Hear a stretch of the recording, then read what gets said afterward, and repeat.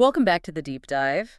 Today we're taking a closer look at Packuum bags. You've probably seen them online. Oh, yeah, they're everywhere. Yeah, Stylish, promising to handle, well, pretty much everything. exactly. Travel, work, lunch, the whole modern life chaos in one bag. So the big question, is it actually innovative or is it just, dressed up hype? That's our mission today.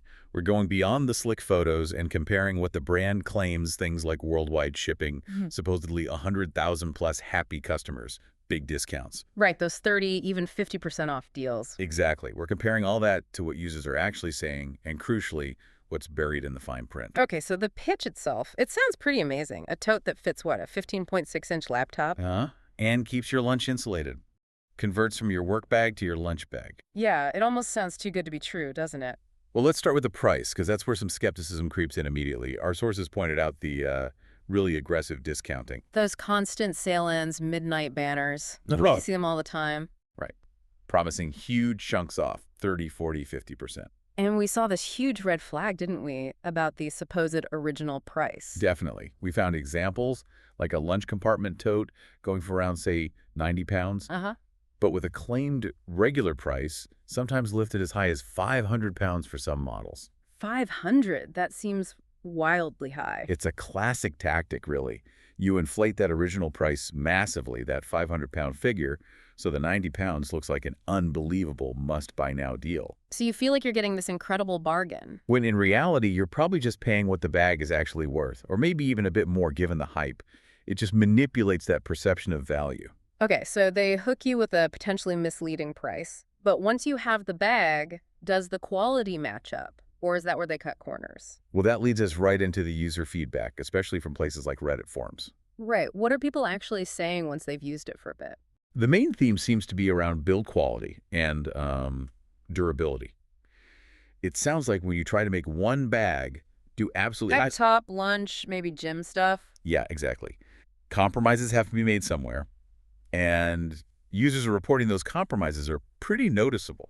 So the multi-compartment dream doesn't quite hold up in daily use. It seems not.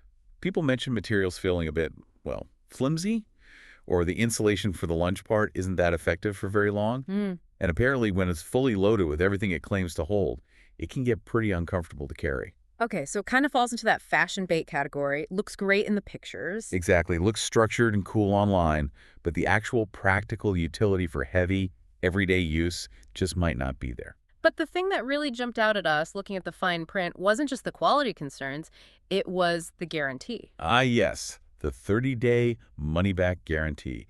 They promote that quite heavily. They do. It sounds reassuring. But that promise can quickly turn into, well, marketing fluff with quite a bit of friction.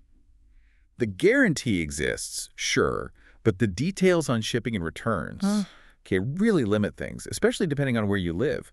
We saw reports, particularly from UK buyers. Right. What did they say? They mentioned facing surprisingly high costs just to ship the bag back if they weren't happy. Ouch. So not exactly a free return then. Not always, no. And reports of long delays in the whole return process, too. So if the return shipping costs nearly as much as you paid for the bag on sale, well, that guarantee isn't really protecting you, is it? No, it basically acts like a penalty for wanting a refund. It kind of locks you into keeping a product that might just be moderate quality. Which I guess brings us to this emphasis here. Right. So if you, the listener, are after something trendy for, say, light daily use, maybe just work essentials, and you're okay with sort of moderate quality, And you're not expecting, like, premium indestructible materials.